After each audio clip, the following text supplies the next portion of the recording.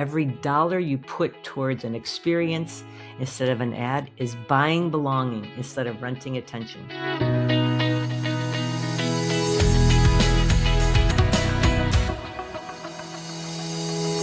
Welcome back to the Richer Retailer Podcast. Gosh, I have to tell you about something that happened a few weeks ago because I have not been able to stop thinking about it. I couldn't wait to share it with you. So the private equity firm behind LVMH, which stands for Louis Vuitton, Moët, Hennessy, which is a luxury brand empire that owns Louis Vuitton, obviously, Dior, obviously Moët, Champagne, Tiffany. They're worth about $300 billion. They are moving to buy a big stake in something called HyROX, HYROX.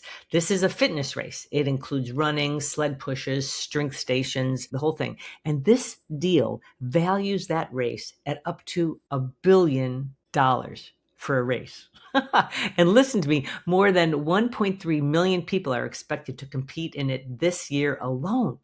Now, I know what you're thinking. What in the world does a luxury handbag company want with a fitness race? And that is exactly the right question, because this is not a fitness story. This is not a fashion story. This is a marketing story. And it tells you something that every store owner needs to hear right now. The biggest luxury company in the world is significantly reducing traditional marketing and buying ads, and instead is started to buy belonging. They're investing money in creating their own world. Now stay with me here, because by the end of this episode, I promise you, you're going to see exactly how to do the same thing at your scale with your budget in your town. All right. So think about how you marketed your store last month, and be honest with yourself, because I'm going to be honest with you too, right? Did you post a few new arrivals? Did you run a promo? Did you set an email with a discount in it? Maybe boost a post and cross your fingers, or run a few ads? And for sure, that's what most store owners do, right? And listen, I'm not saying it doesn't work, but I'll tell you what it does not do. It does not build a world around your store. It sells products. And the minute you stop posting or stop discounting or stop running ads, then it's like your customer forgets you exist. I know that stings. I get it. But it's true anyway. It is true. So I call this being stuck at rung 0 on the experience ladder. So that's what we're talking about today, is the experience ladder. You're transacting with people. You're not focusing on belonging, on creating this world that people can belong to. I'm going to do a whole longer episode about this, but right now, this is such an easy way for you to get into this, because the difference between those two things is a difference between a customer who shops with you when it's convenient for them and the customer who drives past 3 other stores to get to your store and shop with you, to walk through your doors. LVMH has figured this out, and they've spent the last 2 years climbing this ladder in a very specific and very deliberate way. So I'm going to walk you through it. So let me walk up that ladder rung by rung, because they've climbed every single one, and you can too. All right, rung 1. The first rung is called borrow it. So this is what this means. So F1, have you heard of that before? It means Formula One. It's the world's fastest and most popular type of car racing. Formula One's rise in popularity has been incredible. It's due to strategic decisions made by leadership, for sure, one of which was agreeing to a Netflix series called Drive to Survive. That's where I got sucked into it. It's so fun. That's where I got so fascinated with Formula One racing. The result of all this has been a rapid growth in global viewership. It's incredible. This has transformed Formula One into one of the world's fastest growing sports. And listen, LVMH did not build Formula One. They didn't have to. They became a global partner, a 10-year billion-dollar deal that they made. And that put Tag Heuer, which is a watch company, one of their brands, Louis Vuitton, and Moët Hennessy into the race course, and on the trophy, and in the champagne that the winners spray on each other on the podium. They borrowed an audience of over 1 billion viewers that they could never have built themselves. And they used it to reach a younger customer who has never once walked into a Louis Vuitton store. And then, I love this, they did it again even on a bigger scale. LVMH became a premium partner of the Paris Olympics. Chimay, which is a very prestigious French luxury jewelry and watch house in Paris designed the winners' medals for the Paris Olympics. Louis Vuitton built the trunks that carried them. Their brands were woven right into the opening and closing ceremonies. So same rung on an even bigger stage. They borrowed one of the most prestigious events on earth and let their names stand right next to it. So how does borrowing look for you? Well, it comes in two flavors, just like theirs did. The F1 version is to pick up the phone and call an organizer of your town's 5K or farmer's market and ask to sponsor one piece of it, a finish line banner, a tote bag, the welcome table. You're not building anything. You're not hosting anything. You're simply putting your store's name next to something your best customer already loves and already shows up for. The Olympic version is to partner with the most trusted person in your customer's life. You know, that beloved yoga studio owner or the school principal or that local interior designer that everybody raves about, that all your thumbs are raving about. Show up together at one event. You're borrowing her credibility and her community the exact same way that LVMH borrowed the Olympic stage. Her audience becomes your audience because you stood next to her, right? That is rung one, my friend, of the Experience Ladder, borrowing. And it doesn't cost much at all. Maybe a phone call to get access to a brand new audience. So powerful. Rung two is build it. So what is it that you're building? Well, I want to make sure that we're super clear on who your best customers are, because that's what this is all aimed for, right? So if you hold up your hands and wiggle your fingers and thumbs, out of these 10 customers that walk through your front door, come to your website, put your fingers down, leave your thumbs up, that's two out of the 10. 20% represent 80% of your business, always, without fail. That's why we're talking about your thumbs here. That's what this whole thing is based for. So think of those thumbs, right? Now, borrowing, rung one, gets you in front of your best customer, your best thumb, right? But building brings the thumb to you. Louis Vuitton doesn't just sell handbags in their flagship stores anymore. They've opened cafes and restaurants inside them. They run museum quality exhibitions. They've turned shopping into an afternoon that you plan for. And think about it. Nobody flies to Paris to buy a wallet, but people absolutely plan a whole day around an experience, and that wallet comes home with them. For you, this is the rung that happens inside your four walls. A trunk show, a styling night, a first look evening where your best customers can see the new season before anyone else does, before anyone else in town does.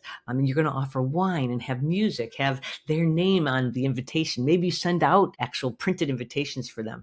You're not selling a product that night. What you're doing is you're focusing on building an experience that only exists in your store. Because here's what I know. That customer can buy the same brands online. She cannot get that night online. Nobody can ship her that. So it's a full-on experience. It's not just putting things in the store and putting a couple signs up, but you're building an experience around it. That's what's different. Right? So that's rung two, building. Rung three, that's own it. That's the HyROX move. And this is the big one. Instead of just sponsoring this fitness event, the private equity firm behind LVMH is buying a piece of that actual company. Why would they do that? Because they know that the HyROX audience is disciplined, certainly cares about their image, and they're willing to spend serious money on how they look and how they perform. And that is exactly what the luxury brand wants. They want a relationship with that customer for the next decade. Hear me on this. They're not renting it for a season. They're owning it. Now, for you, owning does not mean buying a company. Take a breath, take a breath. For you, it looks like something like this, like team up with 2 or 3 complementary local businesses, a florist, a baker, a yoga studio, for example, and launch a seasonal shopping night, a seasonal experience night that happens every single year. Not a one-off, the same weekend, same partners, same name, year after year after year, until people in your town start saying, so, hey, when's that thing that you do? The minute they start asking, that's the minute you own it. And here's the line I want you to write down about this episode. Every dollar you put towards an experience instead of an ad is buying belonging instead of renting attention. It's a whole different way to think of the way you do things, right? And let's talk about why this works, because I want you to really get this. A sale gets somebody to buy something once or maybe twice, but it doesn't build an identity, right? It doesn't build an identity. A couple of signs in your store doesn't make someone feel like the store is a part of who she is or he is. An experience like this does something completely different. It's part of building your world. It's an experience that lets someone decide who they are. Think about how both Apple and Microsoft market computers, but you can see how Apple is a world, right? Think of the experience you get. Microsoft, not so much. I mean, can you even picture what their stores look like, right? So when your store is part of that experience, your store becomes part of that identity. That person, the person who buys Apple, for example, that's a completely different relationship, and it does not go on sale. You become part of their life. It's about belonging, so much more than just a typical community, right? Think about what LVMH is really doing. They're not trying to sell somebody a handbag at the F1 Grand Prix.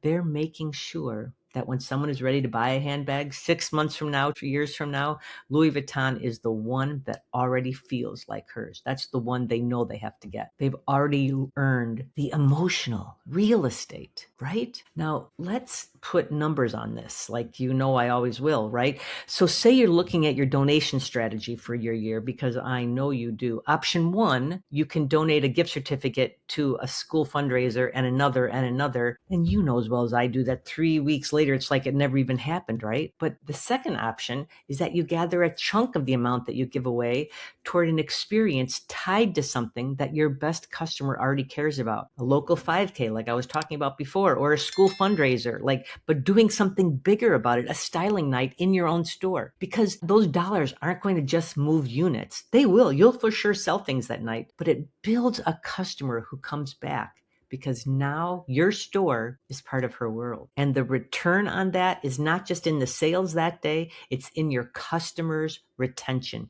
It's in next year's retention. That's what it is. Those customers will keep coming back. And you have to look at your marketing budget the exact same way. That's what LVMH understands at $1 billion scale. And I promise you that it is just as true at yours, whatever scale, whatever level you're at. So this experience ladder, there's 3 rungs that any any richer retailer can climb regardless of budget. It's just that LVMH is doing it at $1 billion scale, but then that's what gets our attention. And so then we can see how to translate it to what we do, right? So the first thing is borrow the experience. Show up, sponsor, or align with an experience that your customer already loves, like how LVMH borrowed F1 and the Olympic stage. Number 2, build the experience. Create a big one inside your 4 walls, like how Louis Vuitton does in-store cafes and exhibitions, right? Number 3, own the experience. Buy or build the thing itself so it becomes permanently associated with your brand, with who you are, like how LVMH is moving to buy a stake in HyROX. And the teaching point here is that most people are stuck at rung 0. They don't think about this. And the goal isn't to just skip to rung 3. It's to know which rung you're ready for, where it is you want to go. And so listen, this is your assignment for this week. Just rung 1, nothing more. Don't try to overachieve on me. I just want you to see forward progress, momentum on this. I want you to think about that single best customer. You already know who she is. She comes in regularly. She buys without needing a sale, and she tells her friends about you. You got her in your head. Now ask yourself, what are they already showing up for this month? Is it a neighborhood festival? Is it a local race? Is it a church event? Is it a studio class? Something he or she would go to whether or not your store existed at all. Now find the smallest possible way to put your store name right next to it.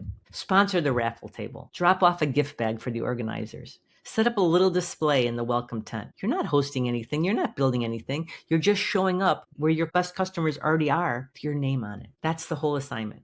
One customer, one thing they already love, and one small way to borrow it. LVMH is spending serious money doing exactly this, and just at a different scale. You're doing this for the cost of a gift basket from your store and one email to that right person. Listen, I didn't have $1 billion when I started building my world either. I had 4 walls and a good idea about what my customer already loved. And friend, that's all it takes to get started. I partnered with the kids photographer that all my thumbs were using, that all my best customers used, and I created an easier way for them to get pictures in my store that were just in time to give to grandparents for Mother's Day and then We would do it again at Christmas time. We would do different themes every single year. One year it was all white, for example. And so we provided the white outfits for the kids to wear. They could choose from a variety of different outfits. And then the photographer, he created the backdrop and brought props. And one year we did an Easter bunny one. That was fun. And we've done fun holiday backdrops. He advertised to his people.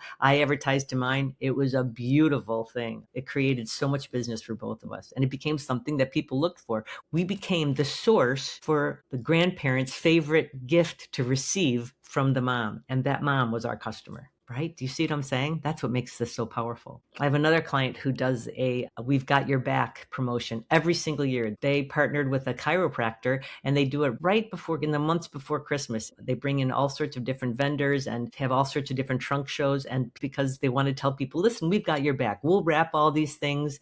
And it's been a powerful event for them. And they own it. They do it every year. People ask about it. Now, knowing which rung you're ready for, that's easy to talk about on a podcast.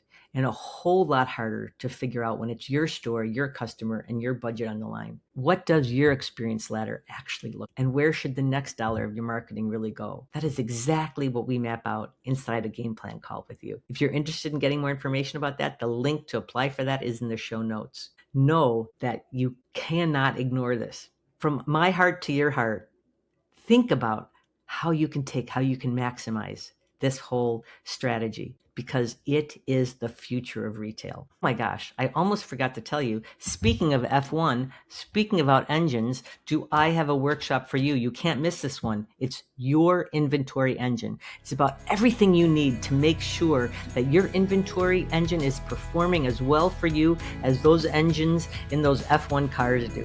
That's what our goal is for you. There are tricks and there are specific strategies that have to be followed to make sure that it's running at its highest level. And that's what we're going to talk about. How to move out your old inventory, how to bring in new inventory. We're going to cover it all. So that link will be in the show notes also. And listen, y'all, if you loved this episode but haven't hit that follow button yet, please take 2 seconds and do it right now. And come back and find us on Facebook and Instagram. We are Retail Mavens everywhere, and we'd love to see you there. All right, everyone, know that you are astonishingly fabulous and you are loved. Have a great day. Bye.